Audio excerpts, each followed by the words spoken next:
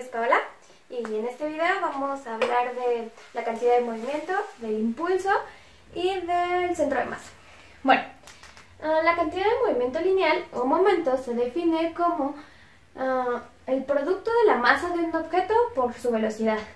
Podemos ver aquí su expresión matemática, que la cantidad de movimiento se expresa con una P minúscula y es un vector, que es igual a la masa por la velocidad, que también es un vector.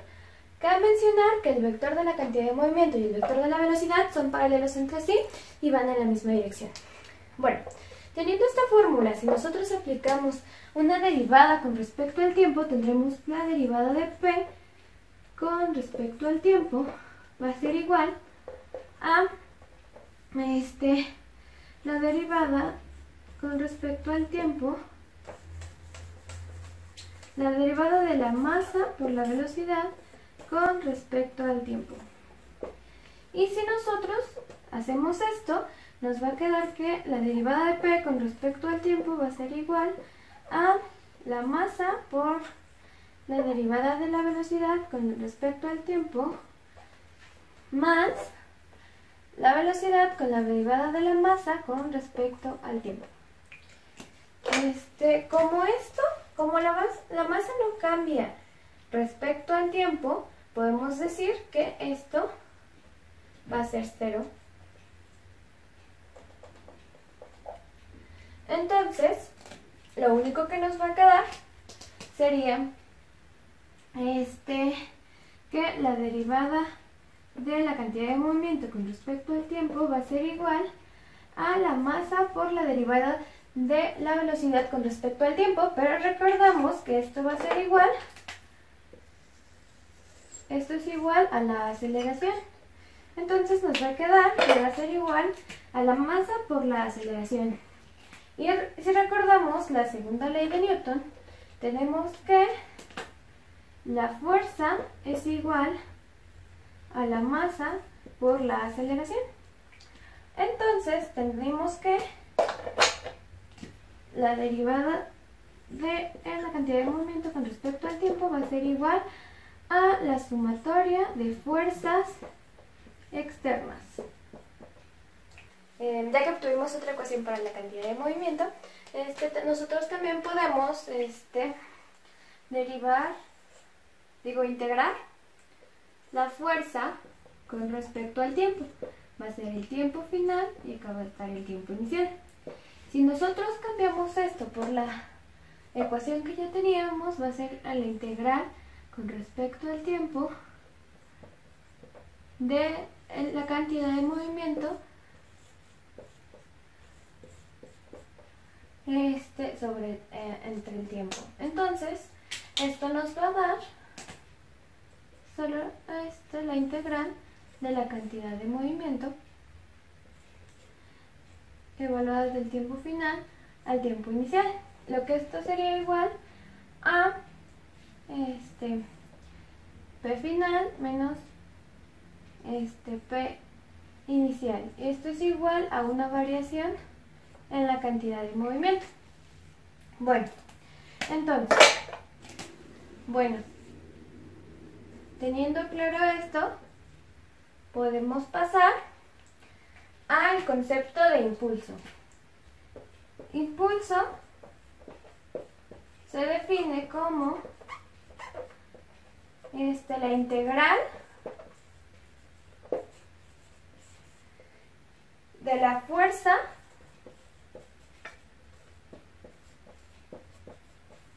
con respecto al tiempo.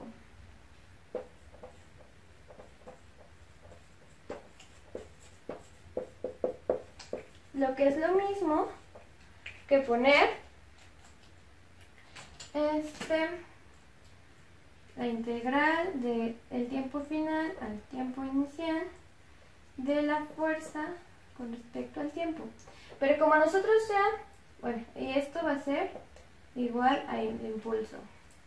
Pero como nosotros ya habíamos establecido que esto va a ser igual a la variación de la cantidad de movimiento, entonces el impulso también se va a poder obtener con la variación de la cantidad de movimiento, es decir, con la B final menos la B inicial. Y bueno, si nosotros queremos obtener una fuerza promedio, o la fuerza promedio, lo único que tenemos que hacer es integrar y nos va a quedar que el impulso, también es un vector, va a ser igual a la fuerza promedio por el intervalo de tiempo. Bueno, y esto serían las fórmulas para obtener el impulso. Ok, la conservación de la cantidad de movimiento. Quiere decir que la suma de las cantidades de movimiento finales va a ser igual a la cantidad de movimiento antes del choque. Esto quiere decir que, por ejemplo, si tenemos un objeto y otro objeto que chocaron,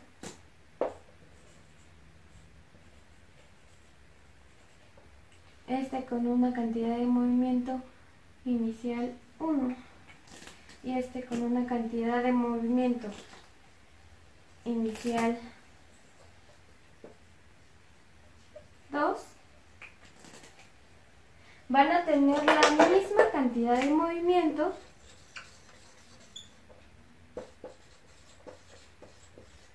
después de que ya hayan chocado. Entonces,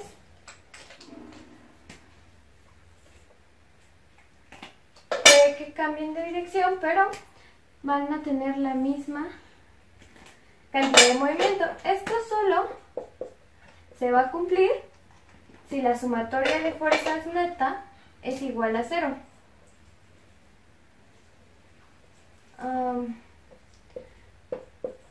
¿A qué me refiero con esto? A que... Espera. Bueno, entonces ya quedamos con que dos objetos, digo que la cantidad de movimiento se va a conservar siempre y cuando la sumatoria de la fuerza neta sea igual a 0. Esto quiere decir, esto puede funcionar cuando el choque es demasiado rápido. Esto quiere decir que como chocaron muy rápido en un tiempo muy corto, las otras fuerzas no tuvieron tiempo para reaccionar, por lo tanto son muy pequeñas y pueden ser consideradas como despreciables. Bueno, ahora vamos a hablar de los tipos de colisiones. Esta es la colisión elástica, la cual se define, o su característica más importante es que la energía cinética se conserva. Esto quiere decir que su energía cinética antes del choque va a ser igual a su energía cinética después del choque. Puede transferirse de un objeto a otro, pero siempre va a ser la misma. Entonces, ya sea que sea el choque en una dimensión, en donde los objetos pues choquen y luego se alejen, o en dos dimensiones, que esto pues es nada más que choquen en ángulo, entonces ya tenemos ecuaciones en X y en Y. Se resuelven de la misma manera, solo que son más ecuaciones y pues más incógnitas. Más adelante veremos un problema. Y bueno, en una dimensión tenemos que su velocidad relativa solo cambia de signo. Esto quiere decir que el delta de la velocidad final va a ser igual a menos el delta de la velocidad inicial. Y bueno, ya. Ahora están las colisiones inelásticas. Las colisiones inelásticas son cuando un objeto choca con otro y estos se quedan pegados, o bueno, se adhieren, y a partir del choque su velocidad es una sola, ya que se quedan como si fuera una sola masa. Por ejemplo, aquí está el objeto 1, y este es el objeto 2, y luego chocan.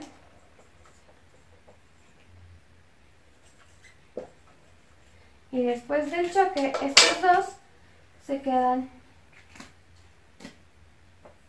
unidos. unidos y avanzan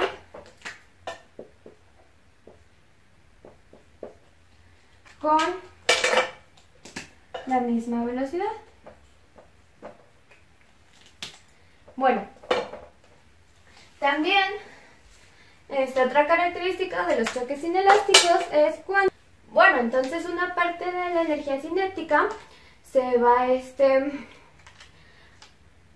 a desintegrar en calor, en energía de deformación, bueno, en calor, energía de excitación, deformación, vibración y calor. Bueno, entonces en los choques inelásticos, una parte de estos se va a desintegrar, ya sea en calor, en vibraciones, en deformación o en otros factores. Bueno, para esto tenemos que, como les estaba diciendo, después del choque, entonces la velocidad final de uno va a ser igual a la velocidad final del 2 y va a ser igual a la velocidad final. Para las colisiones inelásticas tenemos esta fórmula.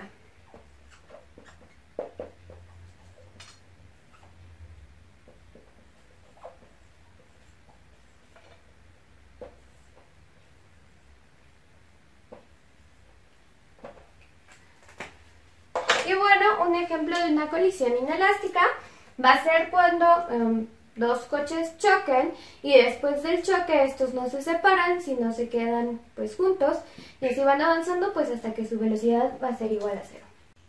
Bueno, vamos a hacer un problema para que quede más claro lo que vimos anteriormente. Este es un problema de una colisión elástica en 2 dimensiones. Bueno, vamos a ver primero que recordemos que la fórmula de la cantidad de movimiento va a ser igual a la masa por la velocidad. Desde aquí podemos observar que la cantidad de movimiento va a ser mayor mientras la masa sea mayor, no importa si dos objetos tienen la misma velocidad, pero si uno es más pequeño que el otro, el más grande siempre va a tener una cantidad de movimiento mayor. Bueno, recordemos también que hay otra fórmula para sacar la cantidad de movimiento, que sería la sumatoria de las fuerzas externas van a ser igual a la derivada de la cantidad de movimientos con respecto al tiempo. Esta fórmula sirve cuando hay fuerzas externas, pero nosotros habíamos dicho que cuando una colisión es rápida, es muy rápida, o sea que la estudias unos segundos antes y unos segundos después, pero muy cortos, y el problema no te indica el tiempo, podemos considerar estas fuerzas externas como 0. Bueno, partiendo de este hecho, quiere decir que la cantidad de movimiento va a ser constante. Entonces, podemos usar la fórmula de la conservación de la cantidad de movimiento. Bueno, entonces vamos a dar esto y vamos a poner la fórmula de la cantidad de movimiento, que, si recordamos, era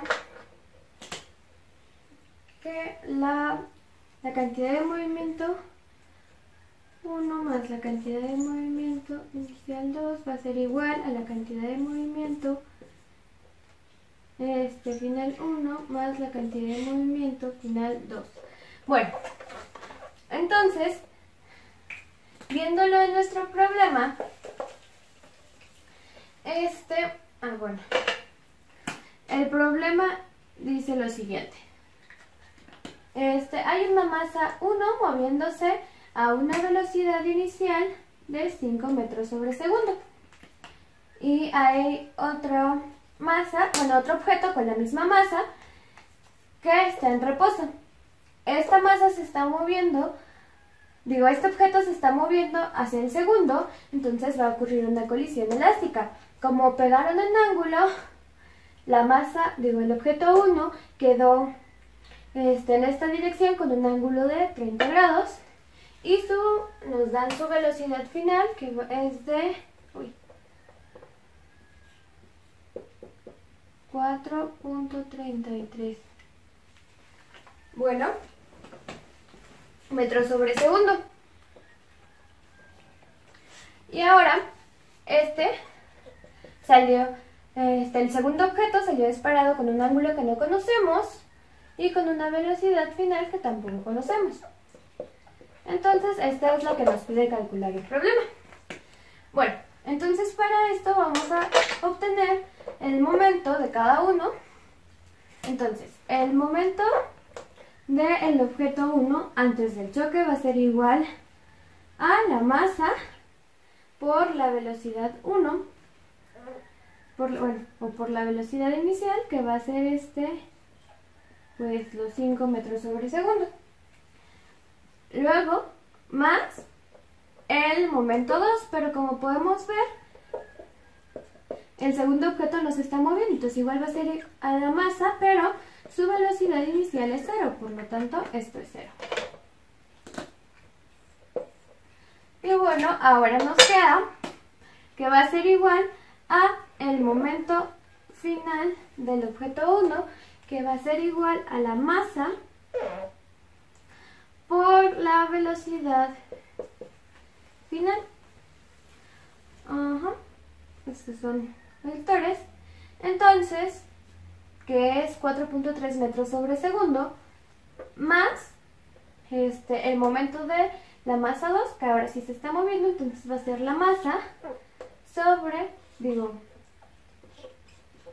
y su velocidad final, por su velocidad final. Bueno, ahora podemos observar que aquí hay un factor común, que es la masa. Entonces, si yo divido de este lado y de este lado, pues se van a ir, entonces no importa que no tenga la masa. Entonces la ecuación nos va a quedar como la velocidad inicial va a ser igual a la velocidad final más la velocidad final 1 más la velocidad final 2. 1, 2. Ok. Ahora vamos a resolver esto. Como son vectores, pues vamos a tener dos ecuaciones. Entonces, tendremos que van a estar aquí,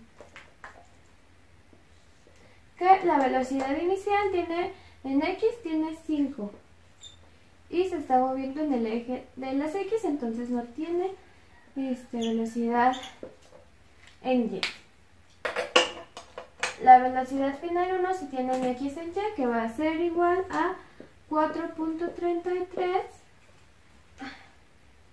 coseno del ángulo de 30 en este caso, y la otra va a ser 4.33 seno del ángulo, que es 30.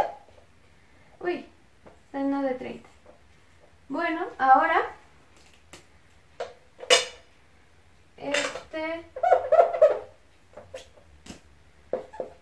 con la velocidad final 2, que va a ser más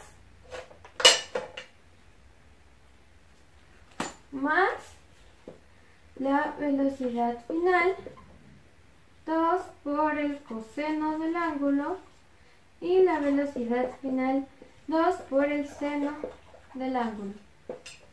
Bueno, de esto tenemos dos ecuaciones, la que está en X, que es la parte de arriba, y la que está en Y, que sería la parte de abajo. Entonces vamos a tener que en X tenemos 5, vamos a pasar restando, menos 4.33 coseno del ángulo va a ser igual a la velocidad final 2 por el coseno del ángulo. Esto es igual a la velocidad final en su componente en X. Y si nosotros, y en Y vamos a tener que es menos 4.33 seno del ángulo. Pero para esto nosotros vemos que el ángulo va hacia abajo, entonces su componente en Y va a ser negativo. Entonces aquí, como lo indica la gráfica, aquí tenemos que poner un signo negativo. Entonces va a ser igual a menos 0.43 seno del ángulo, que va a ser igual a menos la velocidad final 2, el seno del ángulo, que es la velocidad final en Y. Bueno, cuando nosotros realizamos esto, es igual a 1.25 y 2.165.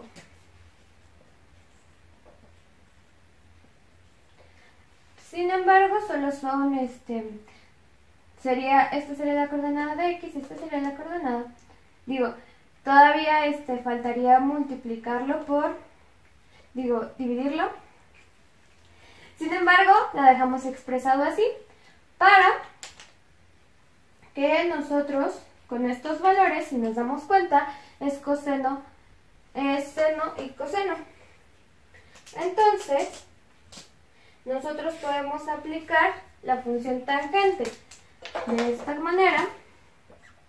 Tangente del ángulo va a ser igual a 2.165 sobre 1.25 y aplicando tangente de menos 1 en ambos lados nos da que el ángulo es 60 grados. Y bueno, si nosotros queremos saber la magnitud del vector final, lo único que vamos a hacer, voy a borrar aquí.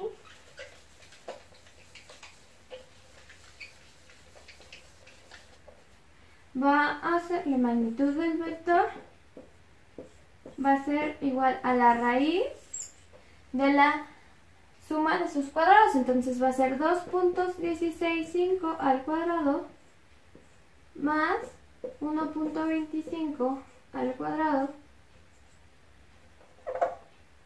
Y esto nos va a dar 2.5 metros sobre segundo, y así ya pudimos calcular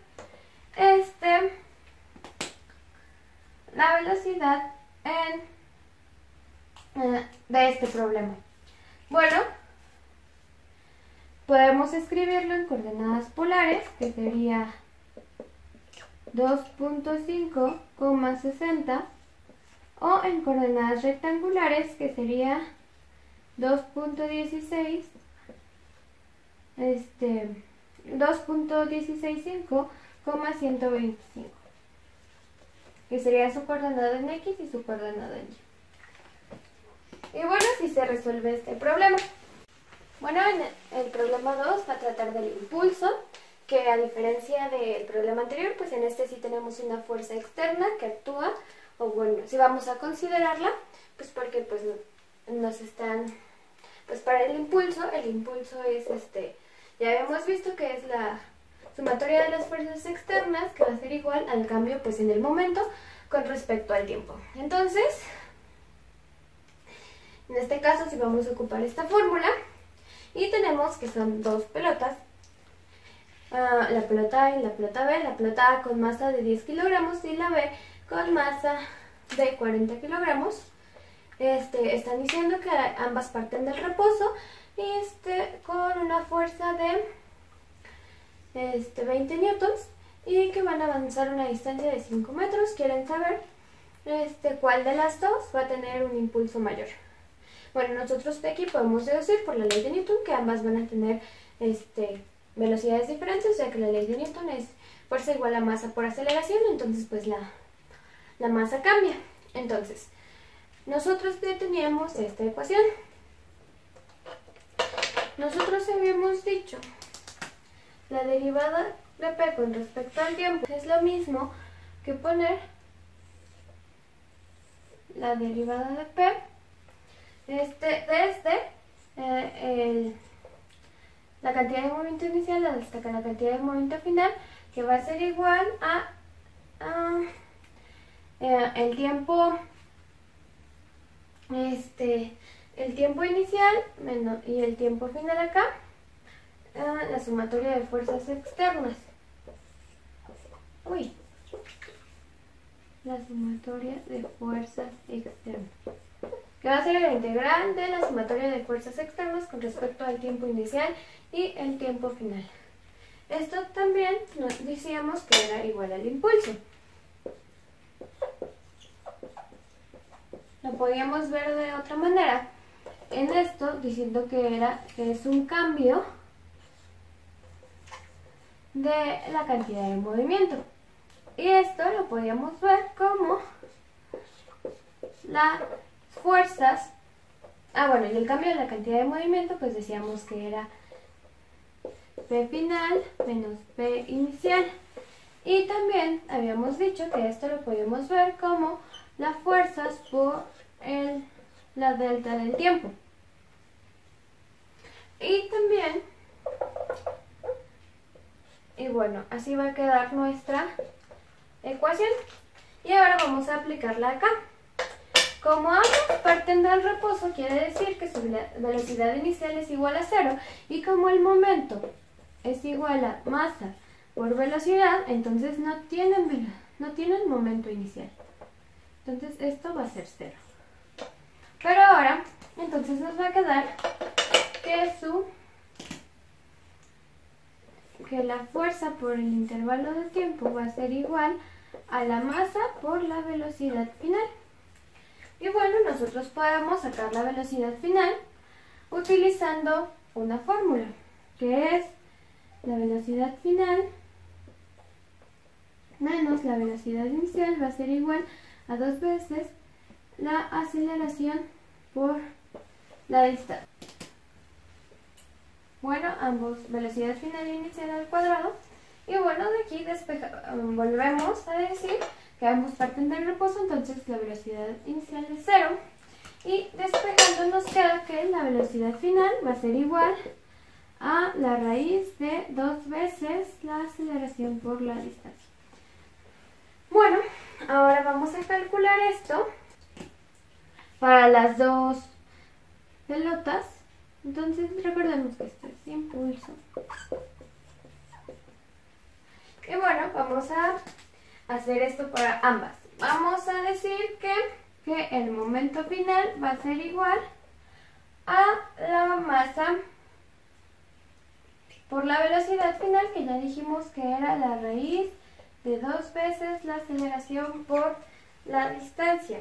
Pero nosotros sabemos por la segunda ley de Newton que la aceleración 1 va a ser igual a la segunda ley de Newton nos dice que la fuerza es igual a la masa por la aceleración.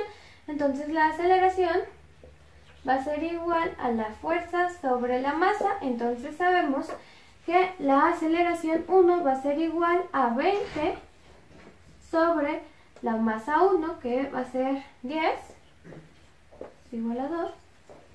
Y sabemos que la aceleración en 2 va a ser igual a 20 sobre 40. Entonces, esto nos da 0.5.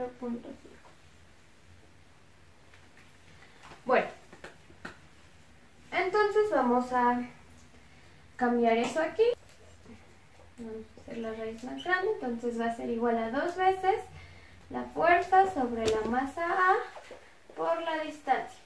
Entonces vamos a sustituir todas y va a ser que la masa A, estamos calculándolo en A, entonces va a ser igual a 10 por la raíz de 2 veces 20 por la distancia, que es bueno, esto ya lo podemos cambiar, le podemos poner como 2 veces 2 por la distancia, que la distancia pues es 5, y esto nos va a salir 44.72 kilogramos metros sobre segundos.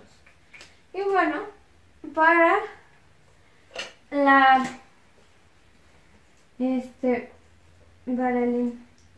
cantidad de movimiento final en B, tendremos la misma ecuación, pero ahora con B, que va a ser igual a la masa de B, la raíz de 2 veces la fuerza sobre la masa de B por la distancia.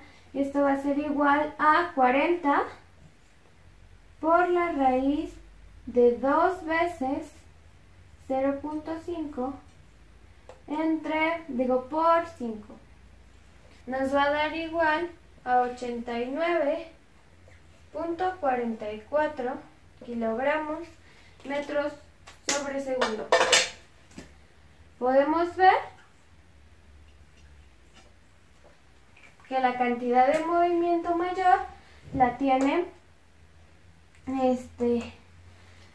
el objeto B, ya que pues aunque sea la misma fuerza, el objeto B tiene una masa mayor, entonces la cantidad de movimiento en el objeto B es mucho más grande.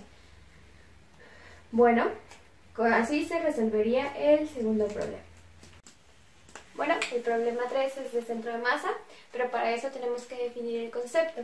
El centro de masa es el punto donde se puede considerar que está concentrada toda la masa de un objeto. ¿Qué quiere decir esto?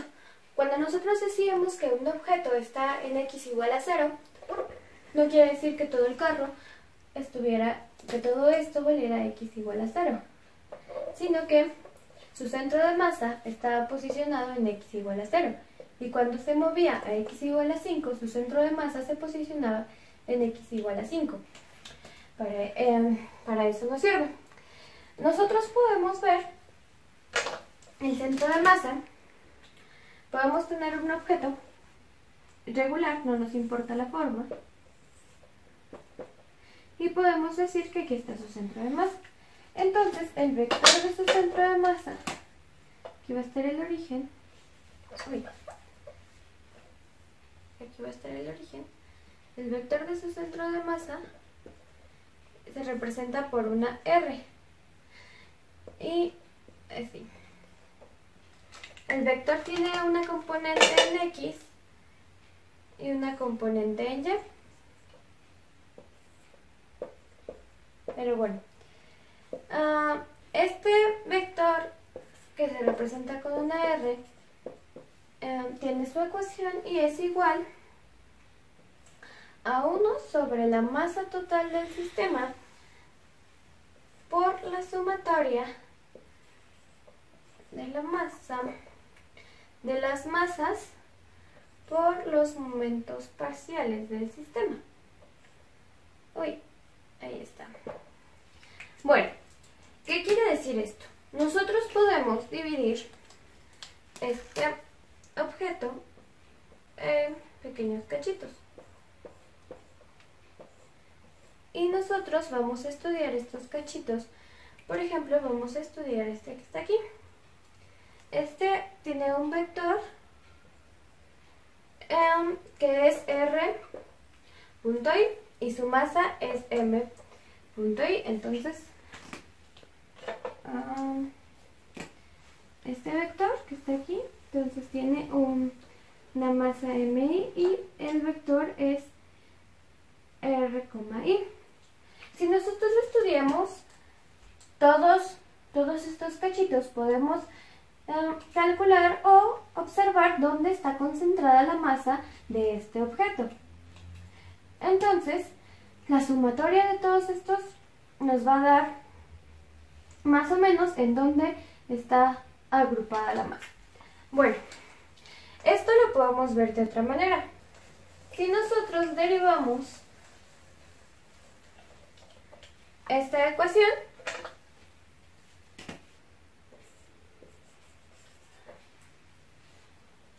nos va a salir que la velocidad del centro de masa va a ser igual a 1 sobre la masa total del sistema por la sumatoria de la masa por la velocidad.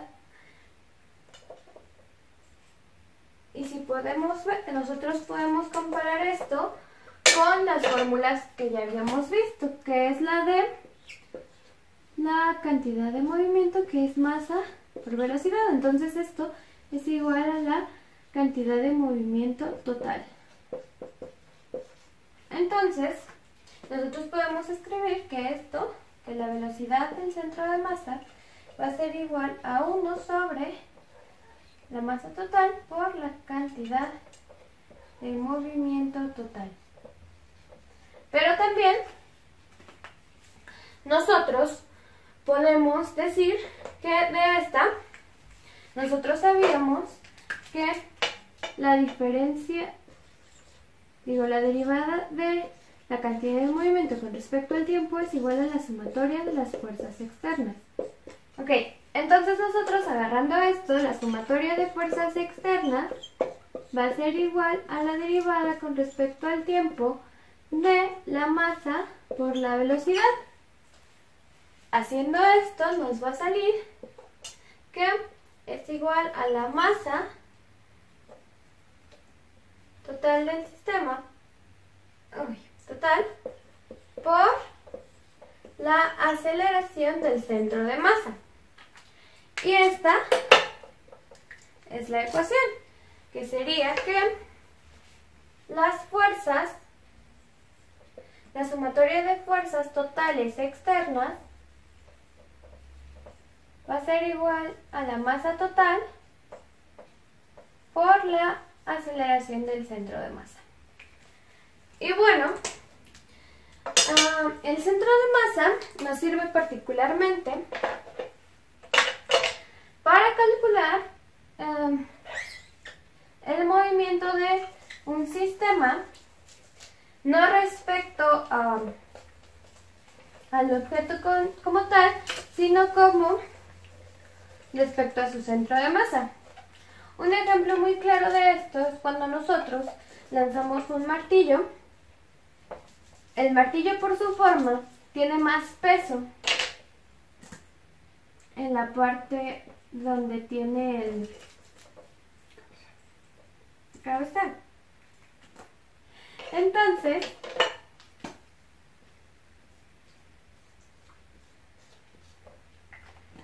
podríamos decir que es una parábola, pero no se va a mantener en una posición constante. Entonces, lo que sí podemos decir que no cambia y que recorre la parábola es su centro de masa. Para eso nos sirve localizar el centro de masa de un objeto. Bueno, ahora vamos a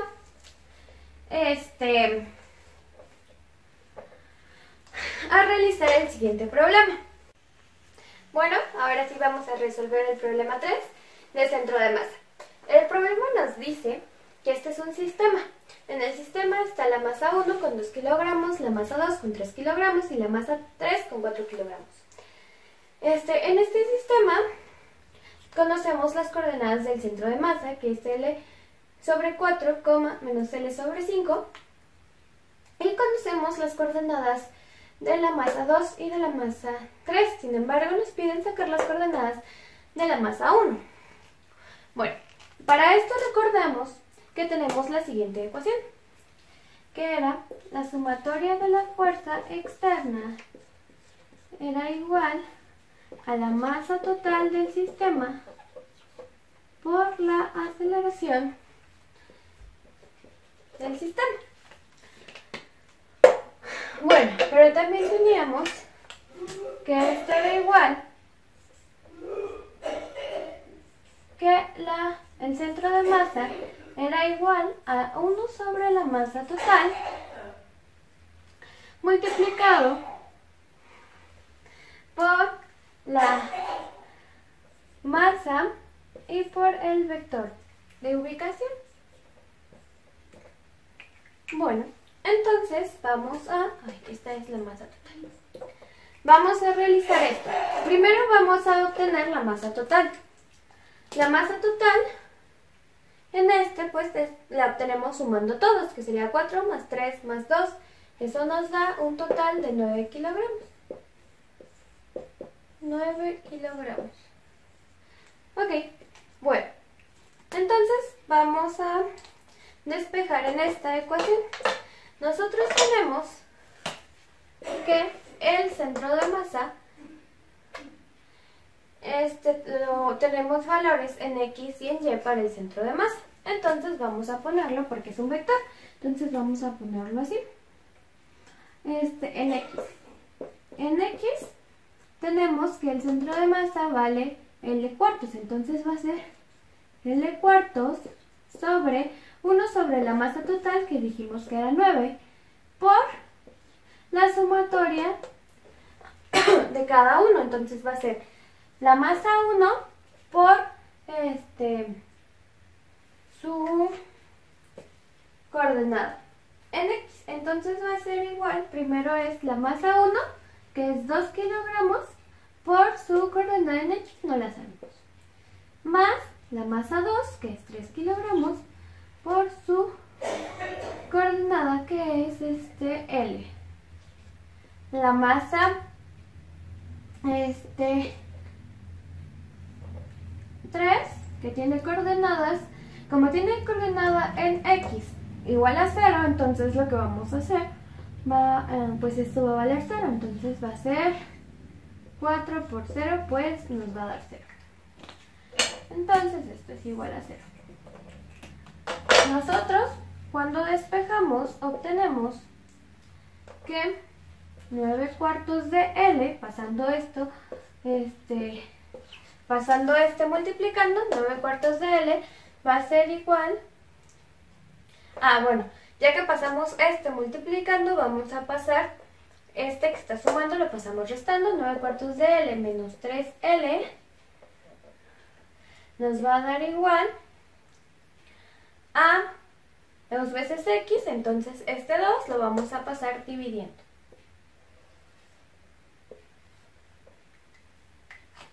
¿Ok? Bueno, cuando nosotros hacemos esto, nos va a quedar que X es igual a menos 3 octavos de L. Y esa sería la coordenada en X de la masa 1. Ahora vamos a hacerlo en Y. En Y tenemos lo mismo. Va a ser igual a menos L sobre 5. Es igual a 1 sobre la masa total, que es 9. Y luego vamos a hacer lo mismo con las masas. La masa 2 por Y más la masa 3, que es la masa 2 por su coordenada en Y, pero esta vez es 0, entonces esto nos va a dar 0, más la masa 3, que es 4 por su coordenada en Y, que es menos L sobre 2. Bueno, vamos a desarrollar esto. Y cuando lo hacemos, nos resulta que menos 9, menos 9 quintos de L va a ser igual, bueno, lo podemos dividir de una vez, y es 4 sobre 2, y nos va a quedar menos, multiplicado por menos, nos va a quedar menos 2L. Cuando lo pasamos sumando, entonces va a ser más 2L, y nos va a quedar que es igual a 2Y, entonces vamos a pasar el 2 dividiendo, y nos va a quedar que esto es igual a Y. Cuando sacamos esto, nos da que Y es igual a 1/10 de L. Y bueno, así podemos obtener las coordenadas de en X y Y de la masa 1 utilizando el centro de masa. Y bueno, ya, eso es todo.